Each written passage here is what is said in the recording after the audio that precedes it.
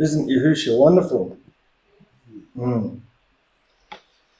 Takes us where we're at, and he light beams us to a good direction, doesn't he? Shows us where we can be. Oh, the can be looks wonderful, doesn't it? New blood we're talking about tonight. New blood, not old blood. I don't want to spend any more time going on about this old blood. It's getting old, isn't it? So tonight, instead of miles and miles of dialogue, we're just going to show you a couple of pictures. A couple of pictures. You'll remember that thing? Tabernacle, altar.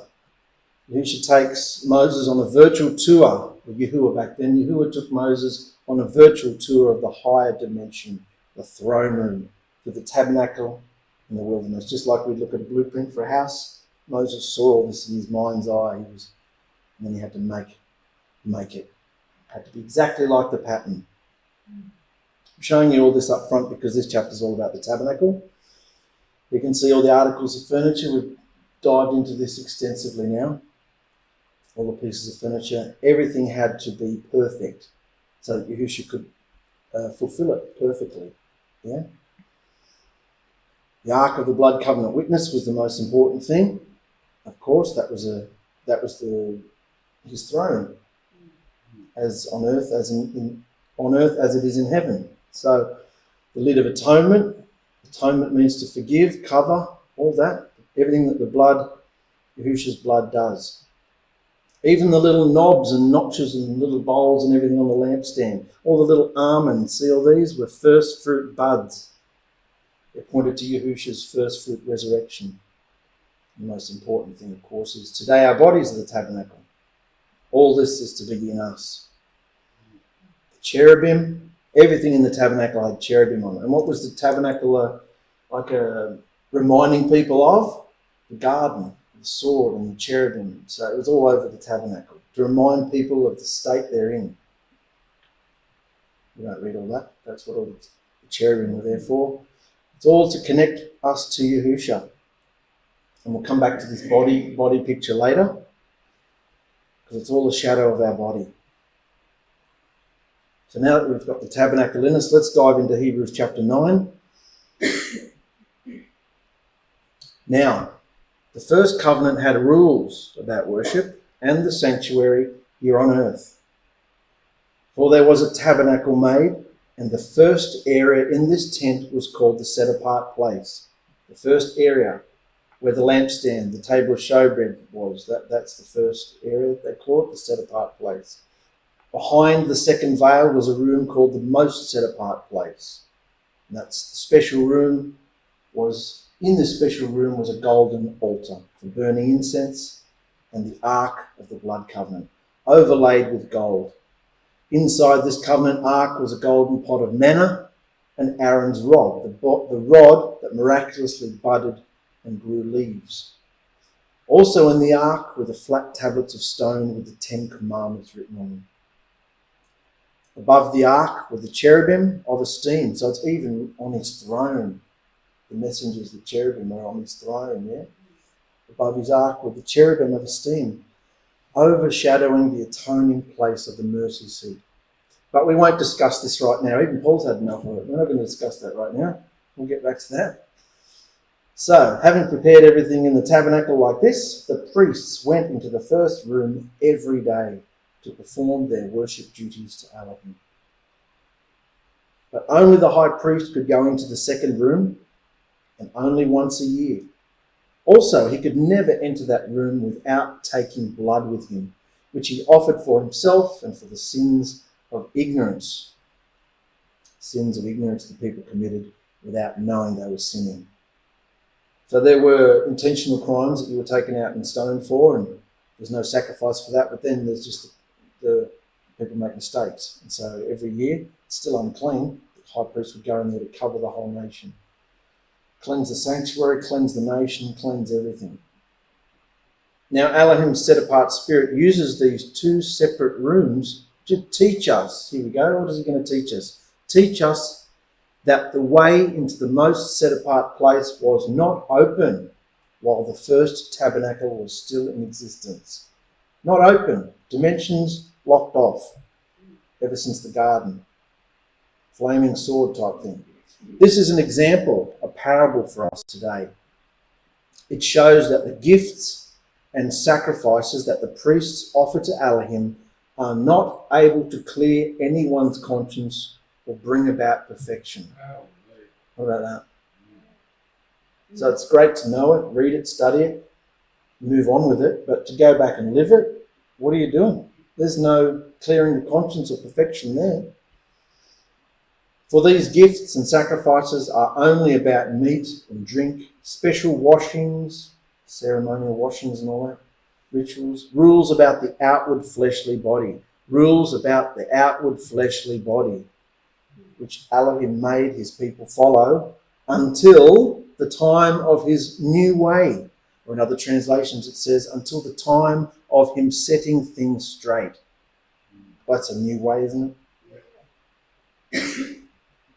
But Yahusha has already come as our high priest of the good things to come, not serving in an earthly tabernacle like those other priests did, but in a much better one. And unlike that other tent, this one is perfect, not made by hands, and not of this creation. Not of this creation. For Yahusha entered the most set-apart place once and for all, not using the blood of bulls or goats, but with his own blood. He entered and redeemed us, set us free from sin forever. Forever. For the blood of bulls and goats and the ashes of a heifer, a cow, was sprinkled on those who were no longer pure enough to enter the place of worship. And the blood and the ashes made them pure again, but only their bodies, all part of the ritual. So how much more, if that's what the blood of a heifer does and the ashes of a heifer does, how much more will the blood of Yahusha achieve in us? For he offered himself through the eternal Spirit as a perfect sacrifice to Elohim. So his blood makes us completely clean from the evil we've done, giving us a clear conscience so that we can worship the living Elohim. I think I go into what a conscience is, but no, waking up in the morning and being clear, not having a running list of things you've done wrong yesterday, last night, everything. That's a clear conscience, to be able to say, good morning, Yahusha, and be happy. His blood makes that available for us, to worship the living Elohim. Because Yahusha died to redeem his people from their sin against the first covenant, he is now the mediator of a new blood covenant between Elohim and his people, so that those who are called and chosen can receive an eternal inheritance. We've discussed this before about the mediator. He was all Elohim and he was all man. He had the components of both, so he could be the mediator. Yeah, it's not three. It's not two parties and a third in the middle. It's one person bridging the gap, joining the dimensions together. It's his blood that did that.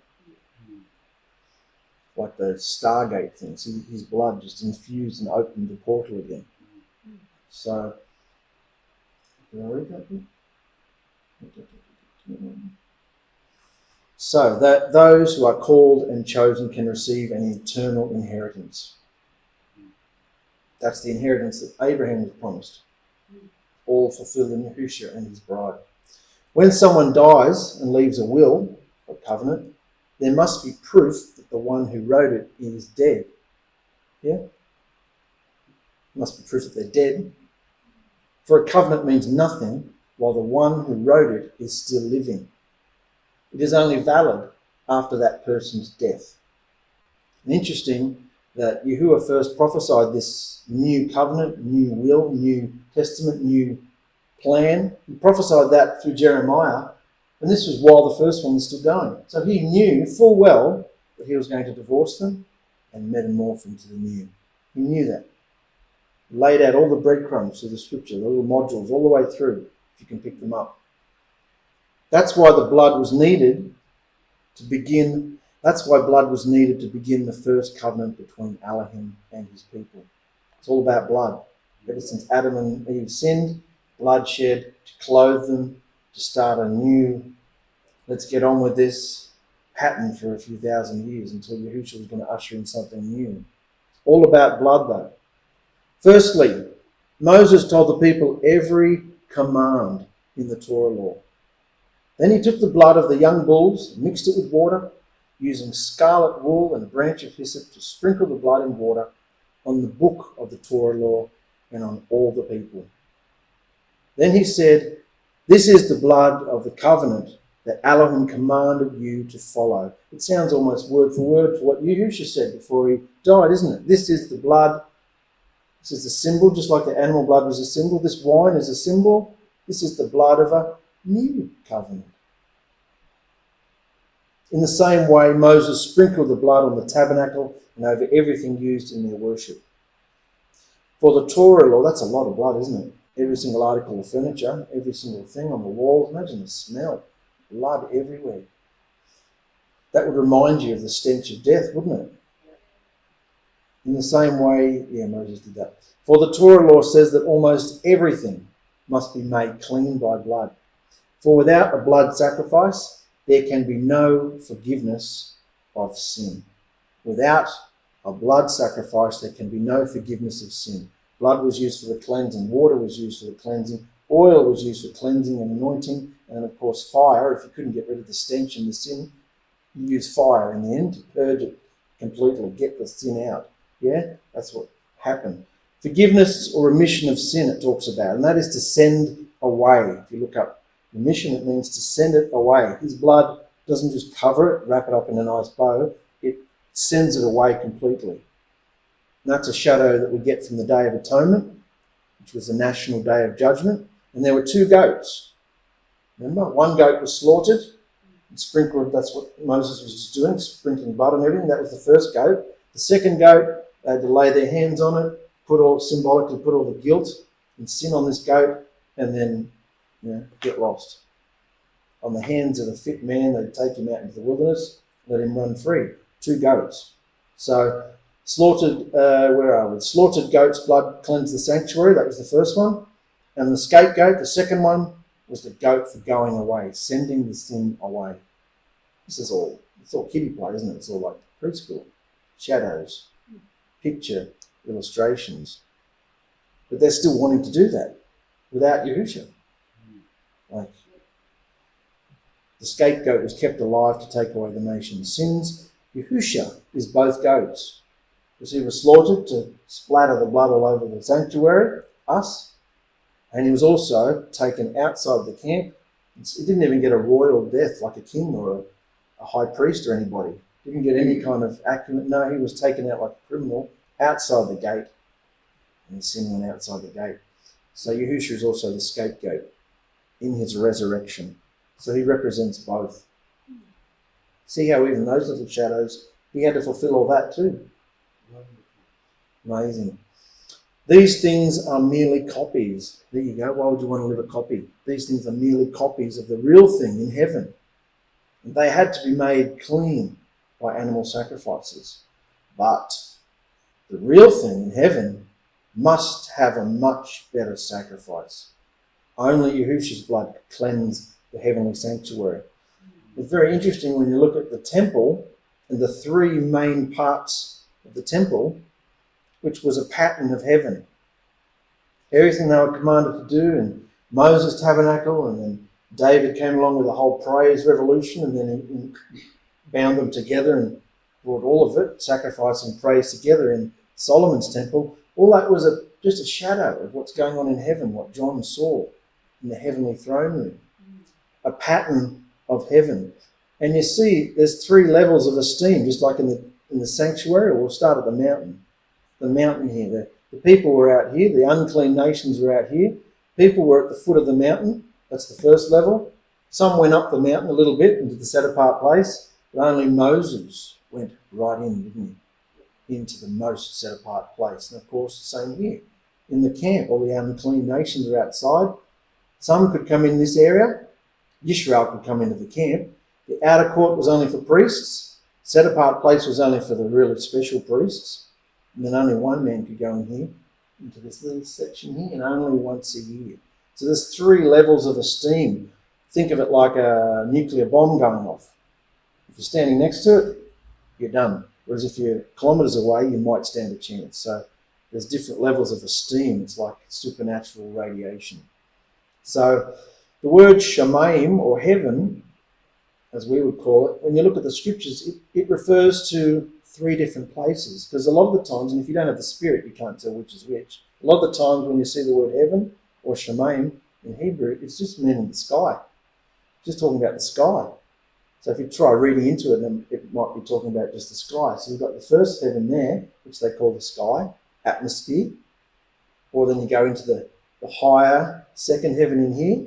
And then, of course, as we know, the real shamayim, where is he? Where is he? That's what shamayim means. Where Elohim is, where he is. He's in the highest dimension. That's where he is. And he doesn't have domes. Excuse the domes. It's just a picture. Even David understood this. Solomon understood this. He said, the heaven and the heaven of heavens, even the heaven of heavens, cannot contain you. So how can this house that I build contain you? Because by their standards, like, your deity lived in the temple. And Solomon had it like, how can this deity who's up in the sky, how can this deity live in this dwelling? He can't be contained by this dwelling. The heaven of heavens cannot even contain him. So it's interesting to understand the scope of what the scripture means when it talks about the heavens, or shamayim. That's why Yahusha went into the most set apart place. Not the man-made one, which is only a copy of the real thing. He went into the heaven and is there now in the presence of Elohim to help us, because he is Elohim. Why did heaven need to be cleansed? Why did heaven need to be cleansed? Sin began in heaven, so heaven had to be cleansed. In 2 Thessalonians, it speaks about the mystery of iniquity, which is just sin. Sin began at heaven's throne from Lucifer, didn't it? Job 25 says the heavens are not clean in your sight. Even Daniel speaks of the day of the cleansing of the sanctuary. One day there'll be a great cleansing of the sanctuary. We've seen it happen. In Ezekiel 28, there's a big prophecy about the king of Tyrus, but it was also a dual prophecy because it was actually really speaking about Satan falling. As we know, Satan fell like lightning when the Lamb appeared. Didn't even know what happened. Yahusha went back up there, presented his blood as the lamb freshly slain. War in heaven. Michael's fought with the demons, and Lucifer was kicked out. Satan fell like lightning. And Satan has no access to the most set apart place. And if you look at Revelation 12, you'll also see there appeared a wonder in heaven, and that wonder in heaven is a picture of a bride in heavenly places. There appeared a wonder in heaven, another one, the devil himself, a great red dragon. There was a war in heaven. This is when it happened, when Yahusha went into the dimension with his blood. A war in heaven. Michael and his angels against Satan and his angels. There was found no place in heaven for the devil or his angels anymore. He was cast out. The great dragon was cast out into the earth, and his angels cast out with him. And there was great praise in the heaven over this casting out of the accuser of the brethren. How long have they been waiting for this? This filthy scumbag to stop coming up here and pestering us and mocking and accusing the brethren. He's locked out now. Therefore rejoice, you heavens. Heavens, plural, heavens. But woe to the earth. They overcame Satan by the blood of the Lamb and by the word of their testimony. What's the word of your testimony? Where you've been and where you're going. What Yahusha's done in your life. His hand, his finger in your neck. That's your testimony, isn't it? What you can and can't do. How much more wondrous is the atonement of Yahusha than the blood of animals, which only cleanse the worldly sanctuary pattern. No blood could cleanse the heavenly sanctuary, for it needed the better sacrifice of Elohim himself in physical form. It needed to come in physical form. Earth needed the blood of a perfect man to cleanse it, because Adam brought in sin. A man brought in sin, so a man had to deal with it. So earth needed the blood of a perfect man, and the heavens needed the blood of a perfect Elohim. But Elohim doesn't have blood. So he had to become a man, an Elohim man. Yeah? See how he did it for a reason? Earth needed the blood of a man, heavens needed the blood of Elohim. So both had to be perfect. Therefore, the new covenant and the new sanctuary, our bodies, must have a new sacrifice of Yahusha's new blood. Simple, isn't it? All this back here fulfilled in Yahusha. For Yahusha went into the heaven, but not to offer his blood many times over, like the high priest offers blood again and again, and not his own. There's proof that it didn't actually do anything, isn't it? Because he had to do it all the time. Daily, the shedding blood mustn't be very powerful, this blood, is it, if they've got to do it every day? Yahusha did it once, and it's done. For if Yahusha had offered himself many times, he would have needed to suffer many times over, ever since the foundation of the world. But he came to offer himself at the end of the ages, once and for all time, taking away all sin by offering himself as the sacrifice.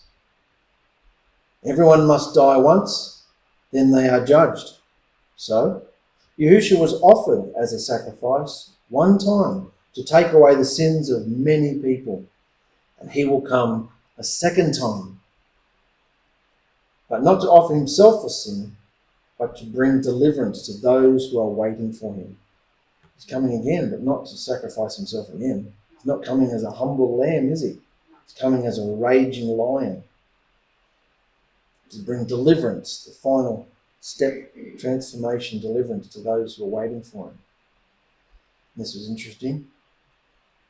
The tabernacle was covered with skin, goat skin, just like we're covered with skin. It had a structure, and then there was a set-apart place, and then there was a most set-apart place, the ark, the heart. So you see the pattern of our bodies. It's there for a reason. There's a table of showbread, we're talking about food, bread, stomach, golden lampstand, the mind where we think, we hear things, the light, altar of incense, smelling, and then of course the ark, our heart, protected by our wings, bodies protected by lungs. So yeah, it's just a physical analogy really. The ark contains the written instructions of Yahusha's covenant. So does our heart. The royal laws are written on our heart, eh? Yeah, so that's our body. See, even that's a pattern. And of course, all our little bodies collectively, all our little lively stone temples collectively will one day become that thing. So we can see that all prophecies were fulfilled in Yahusha's body and in his sanctuary. He said, tear this temple down, and in three days I will rebuild it. So that's what he thought about their temple. It's him. Tear this temple down and I'll be rebuilt in 3 days. Then Paul tells us that our body is now the temple. Our body is now the temple. Blood bought, blood sprinkled daily, making us the ultimate of his new creation order. We are told to overcome by the blood of the Lamb and the word of our testimony. The blood of the Lamb is where the power is. From his dimension, he bridged the gap for us. And the word of our testimony is the fact that he's still alive, he's alive in me, and I don't want to go back to what I was. That's the word of your testimony, isn't it? It's how you overcome Satan thought by thought. If I do that thought, I'm going to go back to what I was. So the blood of the Lamb and the word of the testimony is how we overcome where we've been and where we're going. So through this process of actively walking progressively through the feasts in Yahusha's footsteps, the royal behaviour of mature love is what will transform us. Just start doing the love. Even if you feel fake to start with, you just start doing the love, and you will become transformed into vessels full of oil, clothed with righteousness, and ready for the eternal marriage supper. So you can see that everything that came of old is to be fulfilled in our bodies. Yeah? Our bodies are to be shining, and that's where our assembly wants to go, to become love. Did you realise all that Yahusha's blood accomplished? both in heaven and earth. Did you realise that his blood really needed to cleanse the heavenly sanctuary? It wasn't just to forgive people of their sins. It's a whole different thing going on up in heaven, in the other dimension. And that's why he needed to become a new person, a new first fruit creation, ushering in a new creation order, which we're part of. So hallelujah. That's the message tonight. We're getting through Hebrews. It's been through the sacrifices, it's been through the blood, it's been through the tabernacle, the temple. Now it's in us. Where else can people see Yahusha but in us? So, yeah.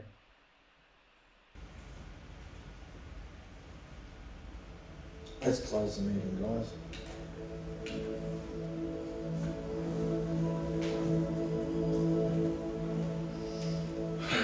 Your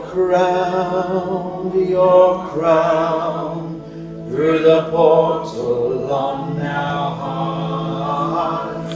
Yahusha, you're crowned with many crowns. Abound, abound, keep on setting us apart.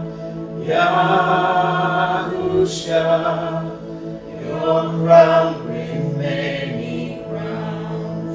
Resound, resound, through your supernatural. Yahusha, we prep our wedding gown. Surround, surround, with your healing power of love. We all pray our loved ones will be found. Your crown, through the portal on our hearts. Yahusha, your crown with many crowns. Yahusha, thank you for gathering with us tonight. Thank you for encouraging us and strengthening us, for giving us a solid pathway to walk on. You have prepared the way for us. You are walking ahead of us and behind us, and you just want us to follow you and hear your voice. So train us more, Yahusha, this week.